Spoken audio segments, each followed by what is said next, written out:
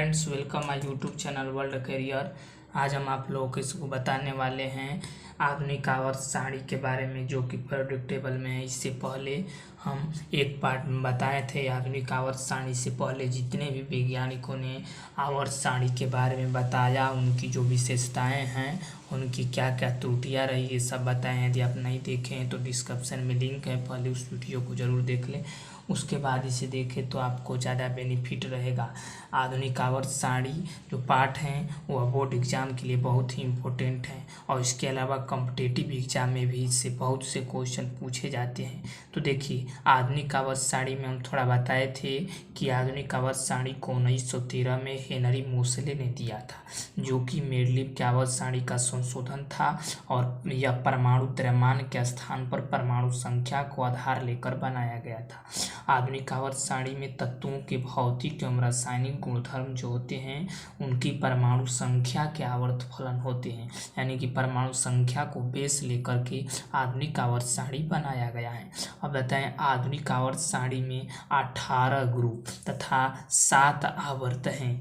18 group यानी कि समूह, और 7 आवर्त यानी कि पीरियड हैं। अब देखिए, पूरे आधुनिक आवर्त साड़ी को 4 ब्लॉकों में बांटा गया है। S block, P block, D block और ए ब्लॉक में।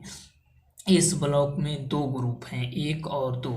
पी ब्लॉक में 6 ग्रुप हैं, 13, 14, 15, 16, 17 और 18, तथा डी ब्लॉक में 10 ग्रुप हैं, 3 से लेकर के 12 तक। और जो ए ब्लॉक हैं, वह डी का ही पार्ट है, डी के अंदर ही ए ब्लॉक आता है। यह आप लोगों को हम दिखा रहे हैं आधुनिक आवर्त साड़ी के माध्यम से। देखिए, ये है आधुनिक आवर्त साड़ी, जिसमें हम आप लोगों को दिखा रहे हैं। ये है आधुनिक आवर्त साड़ी। देखिए, आधुनिक आवर्त साड़ी जो हैं, इसमें यह है एक से लेकर के 18 तक, या 1 से लेकर के 18 तक ग्रुप हैं, और 1 से लेकर के यानी 7 तक आवर्त हैं, यानी कि पीरियड है। तो इसमें 1 और 2, जो 2 हैं वह एस ब्लॉक हैं, 3 से लेकर के 12 तक जो हैं वह डी ब्लॉक हैं, और 13 से लेकर के 18 तक पी ब्लॉक है। और जो ए ब्लॉक की बात करते हैं, तो ए ब्लॉक देखिए, नीचे ए ब्लॉक हैं, या ए ब्लॉक जो हैं वह डी ब्लॉक का ही पार्ट है, डी ब्लॉक से ही ए ब्लॉक है। जिसमें देखिए 57 जो हैं वह तीसरा ग्रुप और 7वां आवर्त में स्थित है, पीरियड में स्थित है। इसी में 57 के बाद 58 आता है। 58 से लेकर के 71, जो कि 14 तत्व हैं, ये लेंथेनाइट श्रेणी कहलाते हैं। और उसके बाद 90 से लेकर के 103 तक जो तत्व हैं वह देखिए 7वां आवर्त में तीसरा ग्रुप में है। वह यहाँ से थोरियम से लेकर के लोरेंशियम तक एक्टिनाइट श्रेणी कहलाते हैं। ये दोनों 6 और 7 आवर्त का ही भाग हैं। इसीलिए पूछा जाता है क्वेश्चन कि किस आवर्त में तत्वों की संख्या सबसे अधिक होती है, तो में यह 14 तत्व हैं अंदर, और ये सभी तत्व हैं। 7वां भी हो जाएगा, लेकिन 7वां में देखिए कुछ आगे जो तत्व हैं वह अभी गणना नहीं किए गए हैं, मतलब खोज नहीं इनका हुआ, इनके लिए स्थान रखे गए। इसीलिए 6वां जो है, इसमें तत्वों की संख्या 6वां आवर्त में सबसे अधिक होती है। अब देखिए, नीचे हम आप लोगों को बता रहे हैं, यहाँ पर देखिए बताया कि ए ब्लॉक को 2 श्रेणियों में बांटा गया है, एक लेंथेनाइट श्रेणी और एक एक्टिनाइट श्रेणी। लेंथेनाइट श्रेणी जो कि यह 58 से 71 तक चलता है, और एक्टिनाइट जो कि 90 से 103 तक चलता है।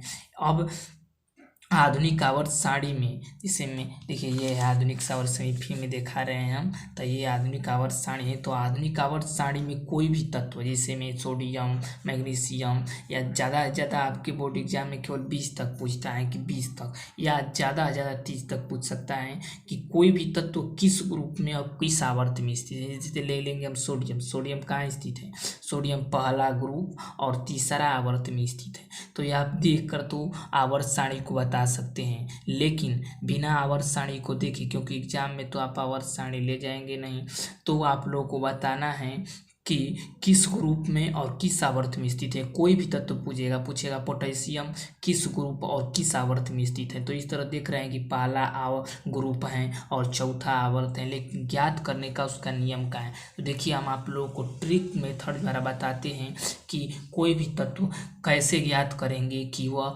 आवर्त सारणी के किस ग्रुप और किस आवर्त में स्थित है। बताते हैं आप लोगों को आधुनिक आवर्त सारणी में तत्वों की स्थिति कैसे गणना की जाती है कि कहाँ स्थित है। इसके लिए ट्रिक है 1s 2s 2p 3s 3p 4s और 3d। इसके द्वारा हम केवल 30 तक ही, लेकिन 30 तक परमाणु संख्या के तत्वों का ही हम स्थिति ज्ञात कर सकते हैं। इसके आगे भी ज्ञात कर सकते हैं, जैसे में बाहु का नियम होता है। अब बाहु जी वैज्ञानिक थे जिन्होंने नियम दिया था, जिसे टूटता है 1s 2s 2p 3s 3p 3d। ऐसे ये नियम होते हैं। इससे इसको काटते जाएंगे, हम इसको काटेंगे, कटेगा जैसे जैसे करते जाएगा वैसे वैसे नियम होता है, लेकिन उतना आप लोगों के सिलेबस में नहीं जानना है। जैसे में यह 1s है तो पहले 1s, उसके बाद 2s, उसके बाद 2p, उसका 3s बढ़ते जाता है, उसका घटता है, जो कि पूरे आवर्त सारणी के द्वारा पूरे आवर्त सारणी की स्थिति को ज्ञात करता है इस नियम से। लेकिन ये आप लोगों को नहीं जानना है, आप लोगों को 30 तक ज्ञात जानना है। इसलिए 30 तक के लिए यह ट्रिक ही आप लोगों के लिए बेनिफिट रहेगा। तो देखिए हम किसी भी तत्व, जैसे में ले लेते हैं लिथियम की परमाणु संख्या 3 होता है। अब इसके लिए हम ज्ञात करते हैं तो इसका पहले तोड़ेंगे। एस जान जाइए, एस जो लेता है, अभी देखा है ऊपर हम बताए थे कि एस में 2 ग्रुप होते हैं, एस में 2 ग्रुप होते हैं इसलिए 2 लेगा। पी में 6 होते हैं इसलिए 6 लेगा। डी में 10 होते हैं 10 लेगा। और एफ जो कि डी में स्थित होता है, फिर भी इसमें जो होते हैं 14 तत्व एक लाइन में होते हैं इसलिए 14 होगा। तो एस पी डी एफ ये इससे ज़्यादा इलेक्ट्रॉन को नहीं ग्रहण कर सकते हैं। तो पहले 1 एस लाएंगे, एस के ऊपर लिखेंगे 2, अधिकतम 2 करेगा तो 2 लेंगे। अब देखिए 2 हो गया तो बचा किसके हमारे पास 1, तो उसके बाद 2s निकालेंगे। 2 होता है लेकिन हमारे पास बचा केवल एक ही इलेक्ट्रॉन है, क्योंकि 2 और 1 3 हो जाएगा तो एक ही इलेक्ट्रॉन बचा है, इसीलिए एक ही लिखेंगे। अब देखिए जो ऊपर 1 है, यह 1 जो है हमारे ऊपर, ये जो ऊपर 1 है वह ग्रुप को बताता है, ग्रुप को बताता है। जो यह एस है वह ब्लॉक कि किस ब्लॉक में स्थित है तत्व, ब्लॉक को बताता है। और जो ये आगे हैं 2 वह आवर्त यानी कि पीरियड को बताता है, पीरियड को बताता है किस पीरियड में स्थित है लिथियम यानी कि पहला ग्रुप, पहला समूह एस ब्लॉक और दूसरा आवर्त में लिथियम स्थित है। देखिए आप लोगों को आधुनिक आवर्त सारणी के माध्यम से दिखाते हैं।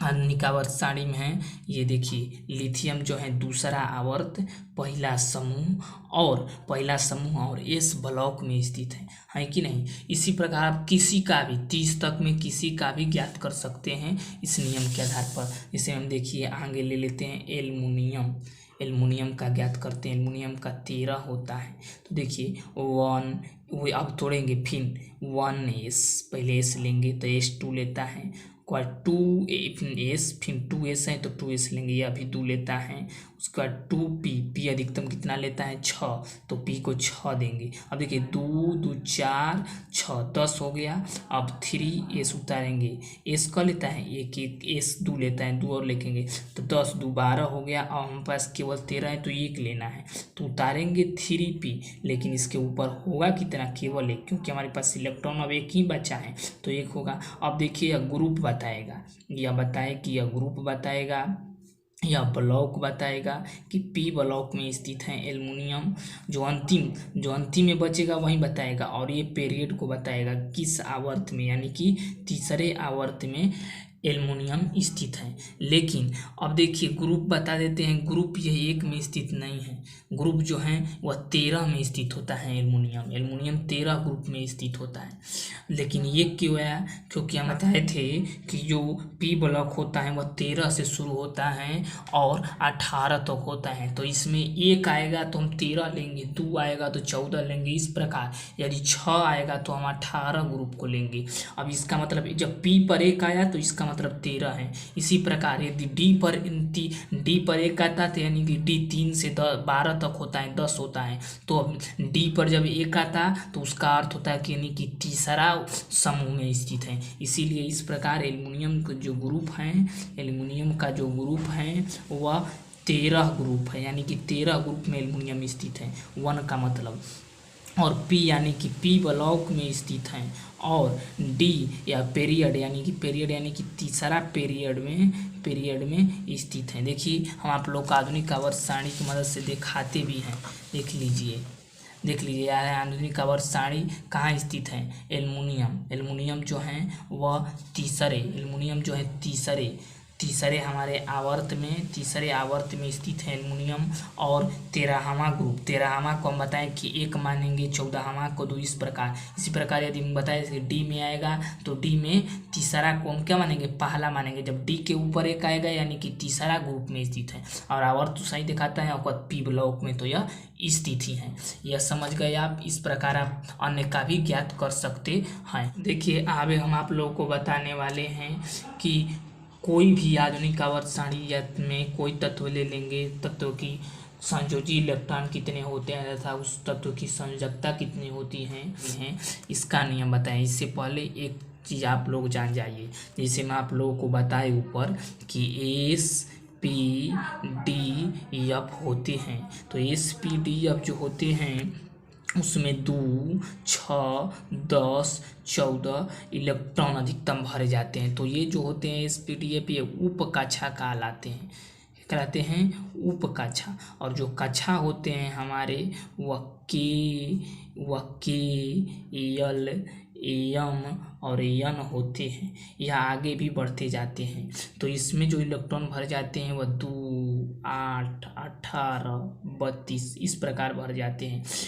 इसके लिए इसका ट्रिक जो होता है वो इस प्रकार होते हैं कि किसी भी तत्व के किसी परमाणु में इलेक्ट्रॉनों की अधिकतम संख्या ज्ञात करने का ट्रिक होता है 2n²। इसके द्वारा आप ज्ञात कर सकते हैं। जैसे में हम पहला ले लिए के, हमारा पहला कक्षा होता है तो इसमें के बराबर के लिए इसमें n बराबर 1 होगा। तो 2 × 1 का स्क्वायर बराबर 2 गुणे यानी कि 2। अब के यल ले लेंगे, n बराबर इसमें 2 हो जाएगा तो 2 × 2 का स्क्वायर बराबर 2 और गुणे 2 का स्क्वायर 4 बराबर 4 दूना 8। इस प्रकार इसको लिया जाता है। तो ये हमारे कक्षा होता है, इसके द्वारा हम ज्ञात करते हैं। से बताए आधुनिक आवर्त सारणी में तत्वों की स्थिति को ज्ञात किया जाता है। लेकिन दूसरा जो हम बताए इसके द्वारा हम ज्ञात करेंगे किसी तत्व की संयोजकता कितनी होती है और उसमें संयोजी इलेक्ट्रॉनों की संख्या कितनी होती है उसके बाह्यतम कक्षा में। तथा इसी के द्वारा हम यह भी ज्ञात करेंगे कि कोई तत्व कैसे पता करेंगे, कोई तत्व धातु हैं कि अधातु हैं कि अक्रिय धातु हैं कि उपधातु हैं, ये सभी आप लोगों को ज्ञात करेंगे। तो देखिए हम आप लोगों को बताते हैं। देखिए बच्चों अब आप लोगों को बताते हैं संयोजकता और संयोजी इलेक्ट्रॉन ज्ञात करने का नियम। पहले जान जाइए कि संयोजकता और संयोजी इलेक्ट्रॉन इस सिद्धांत पर कार्य करते हैं कि कोई भी जो तत्व है वह हमेशा अपना अष्टक पूरा करना चाहता है। तो पहले देखिए हम जानेंगे संयोजी इलेक्ट्रॉन किसी भी तत्व के परमाणु के बाह्यतम कक्षा में उपस्थित इलेक्ट्रॉनों की संख्या को संयोजी इलेक्ट्रॉन कहते हैं। जैसे में देख लीजिए मैग्नीशियम पर हम बताए कि अब 2, 8, 18 पर 32 पर तोड़ेंगे तो 2, 8, अब 2, 8 तो ये 10 हो गया, बचा कितना मैग्नीशियम है तो 2, तो यह हमारा संयोजी इलेक्ट्रॉन हो गया। 19 पोटेशियम का तोड़े 2, 8, 8 1, यह भी संयोजी इलेक्ट्रॉन हो गया। अब पहले में अगला हम कोई तत्व ले लेते हैं, मान लीजिए सल्फर ले लिए। सल्फर का कितना होता है? सल्फर का 16 होता है। इसको तोड़ेंगे 2, 8, अब देखिए 10 हो गया, बचा कितना हमारे पास 6, तो अब इसका जो है 6 हो जाएगा। इसके संयोजी इलेक्ट्रॉन की संख्या कितनी हो जाएगी? 6 इसके संयोजी इलेक्ट्रॉन हो जाएंगे 6। अब हम जानते हैं संयोजकता कैसे ज्ञात किया जाता है। तो देखिए संयोजकता ज्ञात करने के लिए आप लोगों को बताते हैं। संयोजकता किसी भी तत्व को अस्थायी होने के लिए आवश्यक इलेक्ट्रॉनों की संख्या उस तत्व की संयोजकता कहलाती है। इसमें आप लोगों को अभी देखा है कि सल्फर, अभी देखा है पिछले कि सल्फर का 16 होता है, तो इसका तोड़े तो 2, 8, 2 8 10 और 6 आया, तो 6 संयोजी इलेक्ट्रॉन है। और आप लोग को बताएं कि कोई भी तत्व अष्टक पूरा करना चाहता है तभी वह अस्थायी होगा। तो अब बताइए इसको 8 पूरा करने के लिए कितने इलेक्ट्रॉन की आवश्यकता होगी? 2। तो 8 में से 6 घटाएंगे तो 2 बचेगा, इसीलिए सल्फर की जो संयोजकता होगी वह 2 होगी। सल्फर में जो संयोजी इलेक्ट्रॉन है, संयोजी इलेक्ट्रॉन वह 6 है, लेकिन सल्फर की जो संयोजकता है वह कितनी होती है? 2 होती है, संयोजकता 2 होती है। जब 4 तक संयोजी इलेक्ट्रॉन और संयोजकता समान होते हैं, 4 तक, क्योंकि जब 4 तक होंगे तो उसको नहीं घटाया जाएगा, लेकिन जब 4 से ऊपर जाते हैं तो उसको 8 में से घटाया जाता है। इसमें देखिए सोडियम को आप लोगों को बताए थे कि सोडियम का 2 8 एक तोड़ने पर आएगा, तो यहाँ पर हम बताए थे कि संयोजी इलेक्ट्रॉन जो होगा 1 होगा। संयोजी इलेक्ट्रॉन क्या होगा? संयोजी इलेक्ट्रॉन की संख्या जो होगी वह सोडियम में 1 होगी, लेकिन सोडियम में जान जाइए कि संयोजकता भी सोडियम का 1 ही होगा, क्योंकि 4 तक हम बताए कि 4 तक जो होता है वह संयोजी इलेक्ट्रॉन और संयोजकता समान होते हैं, लेकिन जब 4 से ज़्यादा बाह्यतम कक्षा में इलेक्ट्रॉन आएंगे तो उसको 8 से घटाया जाता है और जो बचेगा वह संयोजकता हो जाएगा। जिसमें एक और एग्जाम्पल आप लोग के साथ लेते हैं, जैसे हम देखिए आप लोग के साथ लेंगे यहाँ पर फास्फोरस का 15 होता है, इसको तोड़ेंगे 2 8 10 हो गया, अब 5 जरूरी है, तो बाह्यतम कक्षा में 5 आया। तो बताइए 5 इसका संयोजी जो इलेक्ट्रॉन है वह 5 होगा, लेकिन अब देखिए 5 4 से ज़्यादा है, इसलिए इसकी जो संयोजकता होगी वह घटाया जाएगा। संयोजकता बराबर जो होगा वह 8 - 5 होगा, यानी कि 3 होगा। कि बच्चों आप लोगों को बताएंगे तत्वों के धातु हैं या अधातु हैं या उपधातु हैं, निष्क्रिय धातु हैं, यह सब ज्ञात करने का नियम। देखिए धातु की पहले परिभाषा जानते हैं। धातु जिनके बाह्यतम कक्षा में 1 2 या 3 इलेक्ट्रॉन होते हैं तथा जो इलेक्ट्रॉन को त्यागने की प्रवृत्ति रखते हैं उसे धातु कहते हैं। धातु इलेक्ट्रॉन को हमेशा त्यागने की प्रवृत्ति रखते हैं, वे मतलब अपना छोड़ करके प्रवृत्ति रखते हैं, और उनके बाह्यतम कक्षा में हमेशा 1 2 या 3 इलेक्ट्रॉन होते हैं। और अधातु ठीक उसके उल्टा होते हैं, यानी कि जिसके बाह्यतम कक्षा में 4 5 या 6 इलेक्ट्रॉन होते हैं या 7 इलेक्ट्रॉन होते हैं, 7 भी हो सकता है, और जो इलेक्ट्रॉन ग्रहण करने की प्रवृत्ति रखते हैं उसे हम अधातु यानी कि नॉन मेटल कहते हैं। देखिए अब इसको हम समझते कैसे हैं। देखिए समझने का हमारे पास रूल है कि इसे हम एग्जाम्पल में आप लोगों को बताते हैं। ले लेंगे कोई भी तत्व, जैसे मान लीजिए ऑक्सीजन ले लीजिए, ऑक्सीजन का 8 होता है, इसको तोड़ेंगे 2 6, उसका 6 2 8 हो गया। अब 8 हो गया तो बचाइए इसके बाह्यतम कक्षा में कितने इलेक्ट्रॉन हुए? 6 हुए। तो बताए कि जब बाह्यतम कक्षा में 4 5 6 या 7 इलेक्ट्रॉन हो तो वह नॉन मेटल कहलाते हैं, यानी कि ऑक्सीजन क्या है? हमारा अधातु है। और अधातु बताएं कि हमेशा अधातु इलेक्ट्रॉन को ग्रहण करने की प्रवृत्ति रखते हैं, यानी कि यह ग्रहण करना चाहते हैं। देखिए अब इसके पास अष्टक पूरा करने के लिए केवल 2 ही कम है, 2 ले लेगा तो इसके बाह्यतम कक्षा में 8 इलेक्ट्रॉन हो जाएंगे, और जब 8 हो जाएंगे तो यह अस्थायी हो जाएगा। तो हर तत्व अस्थायी परमाणु होना चाहता है, तो इसके लिए 2 चाहिए, इसीलिए जब कम चाहिए तो यह ग्रहण करना चाहेगा। वैसे में जैसे हम एक कोई धातु लेते हैं, जैसे मान लीजिए सोडियम एक धातु है। देखिए धातु एक ज्ञात करते हैं, 11 होता है, 2 उसके बाद 8 और उसके बाद 1 आएगा। तो बताइए इसके अंतिम में कितने बचे? बाह्यतम कक्षा में कितने इलेक्ट्रॉन बचे? 1। तो 1 बचे तो यह क्या होगा? बताइए कि जब 1 2 या 3 बचेगा तो इसको हम कहते हैं धातु, यानी कि सोडियम जो है हमारा धातु है। यह हम ले आकर के ज्ञात भी कर दिए। अब बताइए इसके बाह्यतम कक्षा में 1 इलेक्ट्रॉन है। बताए कि धातु जो होते हैं वे इलेक्ट्रॉन त्यागने की प्रवृत्ति रखते हैं। तो बताइए इसके पास सब 1 है तो ग्रहण करने का 7 ग्रहण करेगा तब जाकर के इसका अष्टक पूरा होगा। तो उससे बढ़िया है कि यह एक त्याग ही दे, तो एक त्यागने में एक ज़्यादा होगा, लेना होगा तो साथ से आप समझ सकते हैं कि आप लोगों को कोई भी चीज़ 1 लाख का एगो किनना है, ई रिक्शा किना है 1 लाख का, तो उसके लिए आप लोग के पास 20-30 हज़ार रुपया है, तो आप लोग को अब 70-80 हज़ार रुपया चाहेगा अब 70-80 हज़ार रुपया लाने से बढ़िया है या 20-30 हज़ार से दूसरा कोई चीज़ खरीद ले या इसे उससे दे दे जिसके पास 20-30 हज़ार रुपया की कमी हो रहा हो और कमी हो रहा हो तो उसको दे दे। तो हमें त्यागना है, मतलब हमें ग्रहण नहीं करना है। और वहीं बताए अधातु में से 6 हैं तो इसे ग्रहण करने के लिए कितना चाहिए, केवल 2 चाहिए। 2 चाहेगा तो अष्टक पूरा कर लेगा। लीजिए इसके पास अब 70-80 हज़ार रुपया है तो इसको ग्रहण करने के केवल 10-20 हज़ार रुपया चाहिए। उसके बाद ये रिक्शा खरीद लेगा तो यह ग्रहण मांगेगा किसी से, ये नहीं कि देगा। अब चाहेगा कि 70-80 हज़ार रुपया भी क्या है, केवल हमको 20-30 हज़ार रुपया चाहिए तो किसी से मांग करके खरीद लेगा। तो इसीलिए जो अधातु होते हैं वे हमेशा ग्रहण करने की प्रवृत्ति रखते हैं और जो धातु होते हैं हमेशा त्यागने की प्रवृत्ति रखते हैं। इसका कार्य यही है कि धातु के बाह्यतम कक्षा में 4, 5, 6 या 7 इलेक्ट्रॉन होते हैं और धातु के बाह्यतम कक्षा में 1, 2 या 3 इलेक्ट्रॉन होते हैं।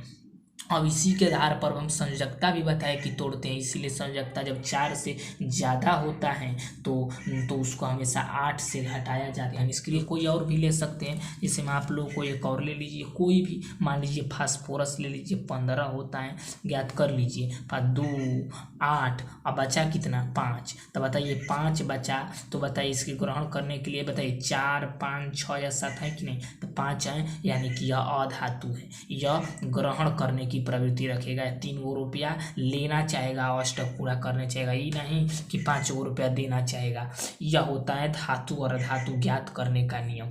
लेकिन एक बात आप लोगों को ध्यान रखना है कि ये जो ऊपर देख रहे हैं आप 7 तत्व जो होते हैं, boron, silicon, germanium, arsenic, antimony, टेलेरियम और पोलोनियम, ये जो 7 होते हैं यह उपधातु होते हैं।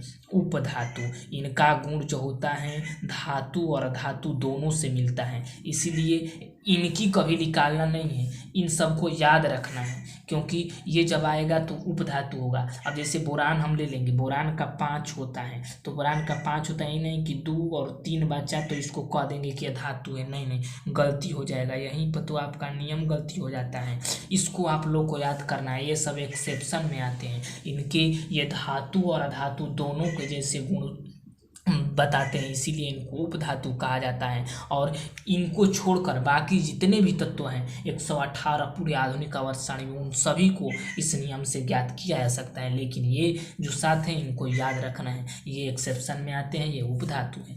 अब देखिए हम आप लोगों को उपधातु के अलावा कुछ और भी चीज़ बताते हैं, जैसे निष्क्रिय धातु आप लोग को बताएं कि जिनका अष्टक पूरा होता है, जो अस्थायी होते हैं वे अक्रिय होते हैं, वे किसी के साथ रिएक्शन नहीं करते हैं, वहीं निष्क्रिय तत्व कहलाते हैं। देखिए वे ये अस्थाई होते हैं। ग्रुप 18 को निष्क्रिय तत्व कहा जाता है और मेडलिप के अनुसार जो ग्रुप 18 है वह शून्य ग्रुप होता है, इसलिए आपको 18 की जगह शून्य ग्रुप भी देगा तो यह बताना है कि शून्य ग्रुप जो होता है वह क्या होता है, अक्रिय ग्रुप होता है, मतलब निष्क्रिय गैस होते हैं शून्य, क्योंकि और इनका अष्टक पूरा होता है। आप ले करके देख सकते हैं, जैसे में देखिए हम आप लोगों को बता रहे हैं, एक ले लीजिए, देखिए हीलियम को छोड़कर, क्योंकि हीलियम का 2 होता है, एक्सेप्शन में आता है, फिर भी अनिष्क्रिय है। हीलियम के छोड़कर आप कोई लेंगे, नियॉन लेंगे तो नियॉन का 10 होता है, तो तोड़ेंगे तो 2, 8। बताइए कि इसका अष्टक पूरा है कि नहीं, अष्टक पूरा है, इसको जरूर नहीं, यह अस्थाई तत्व है,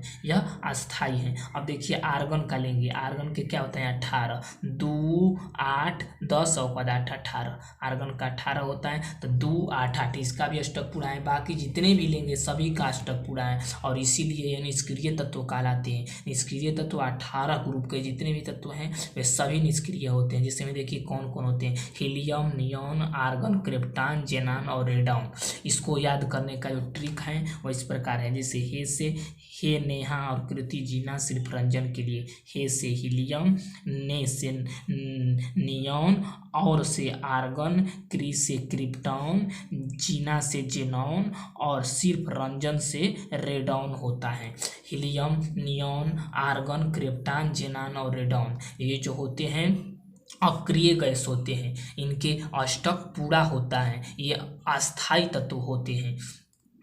अस्थाई तत्व होते हैं। उसके बाद आप लोगों को दिखाते हैं नीचे क्षारीय धातु। क्षारीय धातु किसे कहते हैं? ग्रुप 1 के जितने भी तत्व हैं सभी क्षारीय धातु होते हैं। इसमें ग्रुप 1 के तत्व हैं hydrogen, lithium, sodium, potassium, rubidium, calcium और फ्रांसियम। इसके लिए ट्रिक है हली ना करब कैसे फरियाई। ह से हाइड्रोजन, ली से लिथियम, ए ना से सोडियम, क से पोटेशियम, रब से राइबिडियम, कैस से कैल्शियम और उसके बाद फरियाई से फ्रांसियम। मतलब helium, hydrogen, helium, sodium, potassium, rubidium, calcium और फ्रांसियम ये क्षारीय धातु होते हैं। ग्रुप 1 के जितने भी तत्व हैं ये सभी क्षारीय धातु होते हैं। जैसे आप लोगों को दिखा रहे हैं आप लोगों को, जैसे में देखिए आप लोग, ये हैं हमारा आधुनिक आवर्त सारणी। तो आधुनिक आवर्त सारणी में जो एक है हाली ना करब कैसे फरियाई ना, तो ये सभी जो है क्षारीय धातु होते हैं। ये क्षारीय धातु होते हैं हाइड्रोजन, लिथियम, सोडियम, पोटेशियम। और जो दूसरे ग्रुप के होते हैं दूसरे ग्रुप का बेरिलियम, ये जिक्र आप लोगों को बता रहे हैं ये क्या होते हैं। दूसरे ग्रुप जो होते हैं वे क्षारीय मृदा धातु होते हैं। इनको क्षारीय ग्रुप 2 के सभी तत्वों क्षारीय मृदा धातु कहलाते हैं। इसके लिए देखिए ट्रिक कैसे याद करने का बताते हैं आप लोगों को।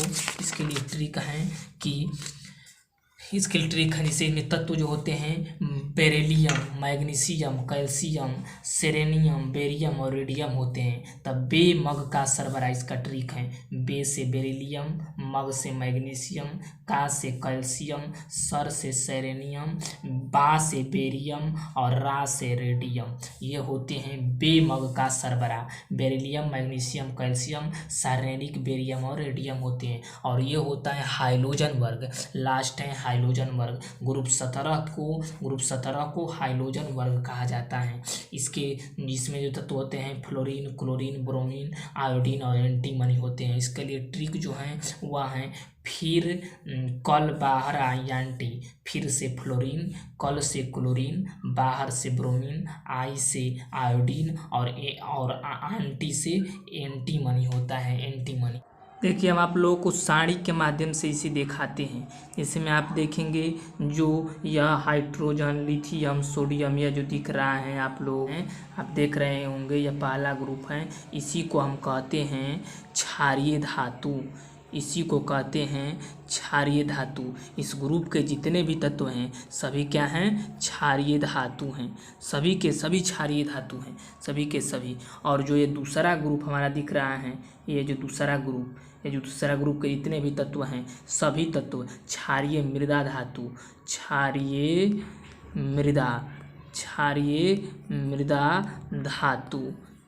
मृदा धातु कहलाते हैं। जो कि आप लोगों को बताएं आगे आवर्त सारणी में आपको दिखा रहे हैं। ये जो है 17 ग्रुप आप देख रहे हैं फ्लोरीन, क्लोरीन ये जितने भी तत्व हैं ये सभी हाइलोजन वर्ग आते हैं।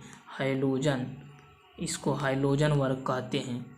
ग्रुप 17 को हाइलोजन वर्ग इसके तत्वों को कहते हैं। और जो ये 18 नंबर पर हैं इसी को हम निष्क्रिय या अक्रिय या इसी को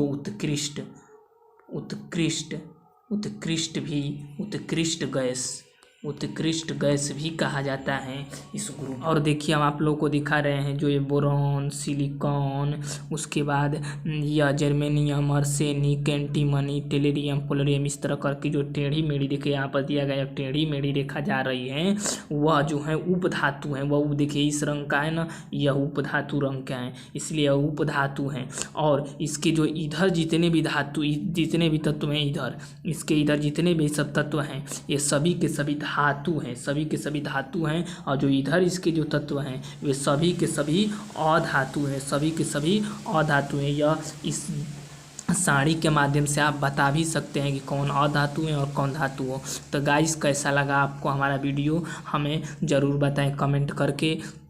और इससे पहले का जो डिस्क्रिप्शन में वीडियो का लिंक दिए हैं उसको ज़रूर देख लें, पर जो कि पार्ट 1 है हमारा उसे ज़रूर देख लें।